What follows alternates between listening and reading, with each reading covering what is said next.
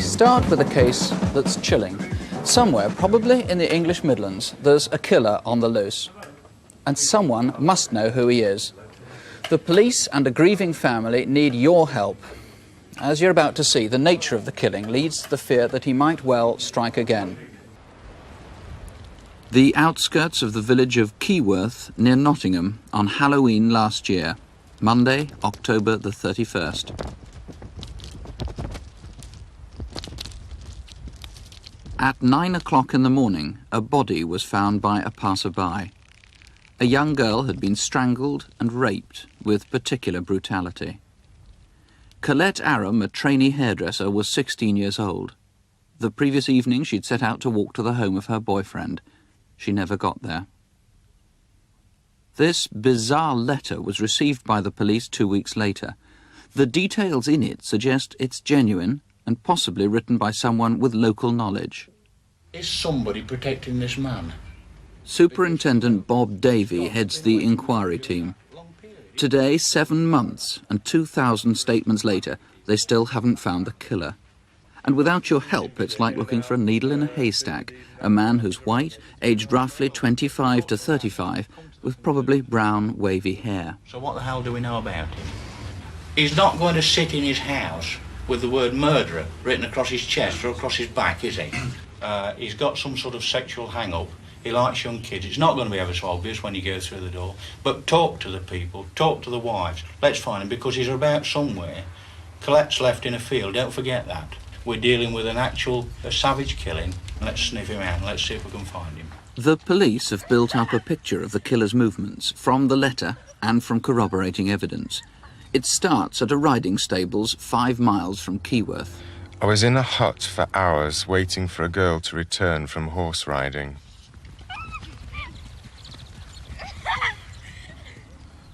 No one saw me. Yet the police are almost certain that the killer hid here while girls were riding near the hut.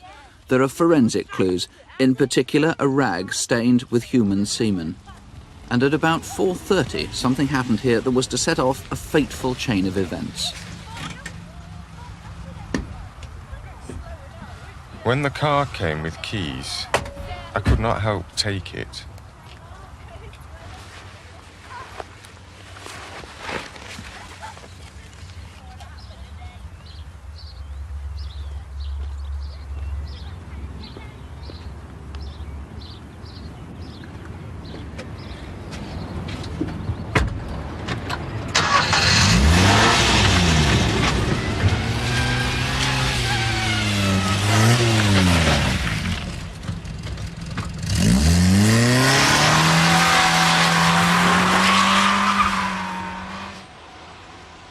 The next time the stolen red Fiesta was definitely sighted was shortly after 5 on an estate in Keyworth.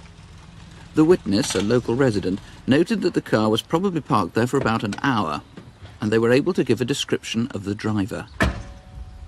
Did he visit a friend? Or if he actually lives locally, did he simply go home for tea?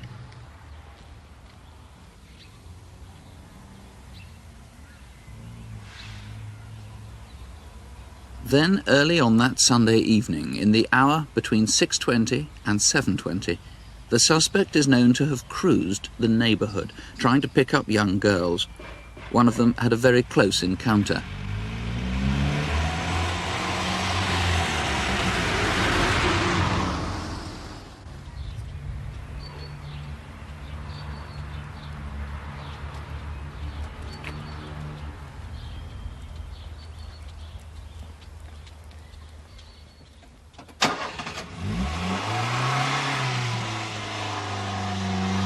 She's exercising the dog at the time. He stops and he makes some pretense of asking her the way to Walls Drive. Now that was clearly a bit of a ruse on his part, because Walls Drive in actual fact was only 50 yards away and he probably just passed it.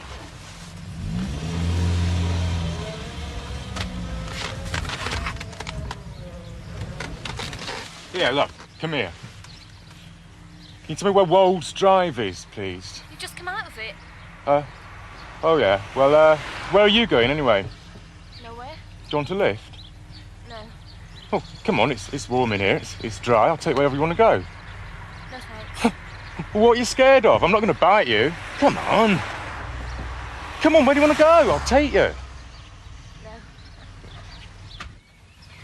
This cruising is the kind of habit that he may well be repeating in other parts of the country. Has anyone tried to pick you up in this way? No one knows what I look like. That is why you have not got me. In fact, they do have various descriptions. He was seen yet again at about 8 o'clock by another important and a particularly observant witness.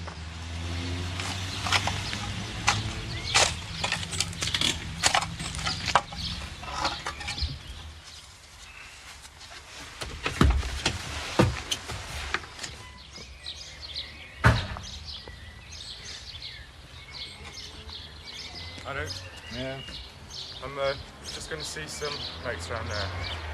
Won't be long. When he left the car there, he walked around the corner and then he came back and he made some comment about somebody not being in, as if it was a reference to having visited some house. Well, he couldn't have done that, because in actual fact there was no houses in that vicinity. The witness's suspicions were already aroused when he noticed what was being carried.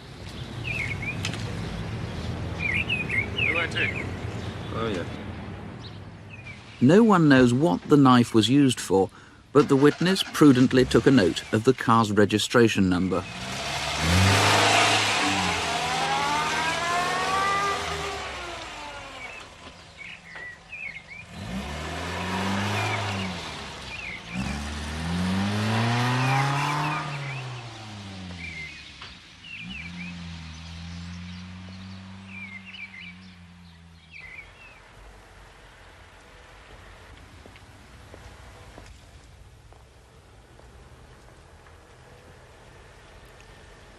Colette Aram took her last walk up this hill.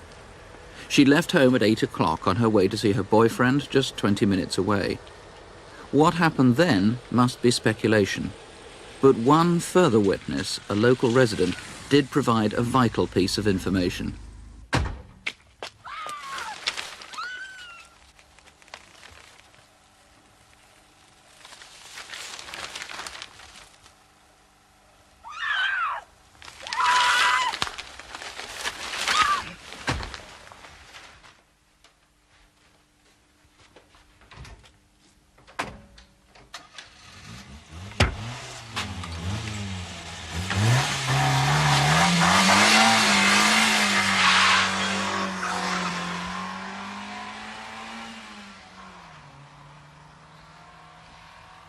I know I strangled her. When a car passed, she would have got me caught. But she was not dead when I left her. Maybe the cold killed her. Cars passed when we were there. I thought she would be all right.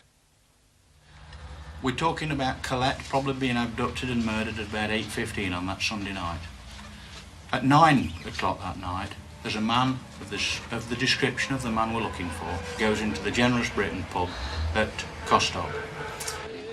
Good evening. What can I get you? A pint of orange lemonade, please. And can I have one of those cobs as well?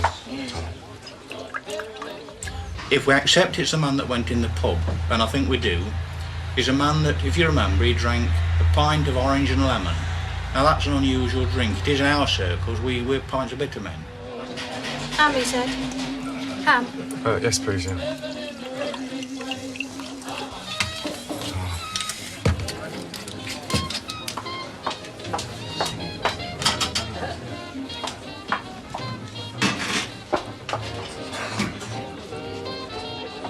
On holiday, are you?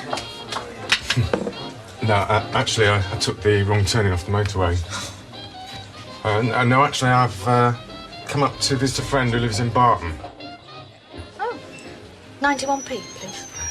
His stories proved to be false, but they do suggest a degree of local knowledge. He works in the power station, but he's had a bit of an accident, so I was going to visit him in hospital. Thanks.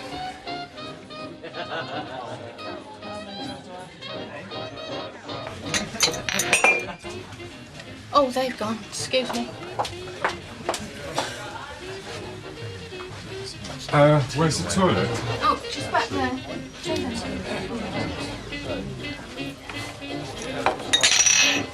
We searched and we checked in the toilets and we took possession of some of the tissues. One of the tissues was sent, in fact all of them were sent off to the forensic, and they found signs of blood and also human semen.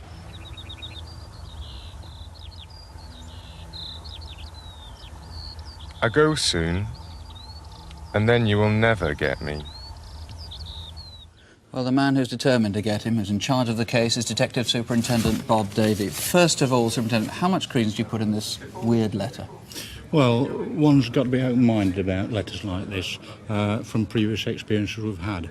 But there are certain aspects of this letter which make us think that it probably is genuine. That is from the man who murdered Colette. But we're looking for someone 25 to 35 years, of average height, probably light brown hair, and we know from a number of witnesses that he was wearing this brown suede or imitation suede three-quarter length coat. Was he clean-shaven, or did he have a beard? Well, of course, he could grow a beard or cut one off since. Do we know? Well, that's right. And in fact, a number of witnesses in this case have given varying descriptions. But we want to be open-minded about this, and we feel that at this stage he's probably clean-shaven. And do you think that somebody out there knows or might know who the killer is, might have a good suspicion? Well, we think so. We think that the man's got local knowledge. We think he probably lived locally at that time. And we're looking for someone who was away from his home between 4:30 that day when the car was stolen and until about 10 o'clock that night when we know the car was brought back or was seen coming back into Keyworth. Now, this horrible behaviour that we saw, the cruising around, trying to pick up young girls, he might presumably be doing that somewhere else.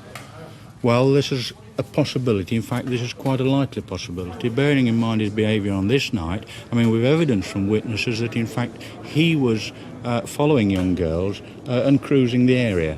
I would think that behaviour is probably still continuing. So, if this happens to any other young girls, you want them to report it, wherever it is they live? Oh, yes. If anyone's been approached in this way or seen anyone behaving in this manner, if they let us know, we'd be grateful. And the description is a fairly broad one. Yes, somebody between their mid-20s and their mid-30s. That's right. That's right. And I certainly wouldn't want people to take too much notice of the actor or the descriptions that we've shown. Right, Superintendent, thank you very much indeed. Thank you. The number to ring is 01 811 8055. If you think you can help in any way, and especially if you think you know who did it, please call now. Don't let what happened to Colette happen to someone else. You can talk openly or in absolute confidence, if you want, to the officers on the case. If you prefer, you can talk to a researcher from the programme. 01 811 8055. Or you can, if you want, call any time to the incident room at Bingham in Nottinghamshire. 0949 38282. Bingham 38282.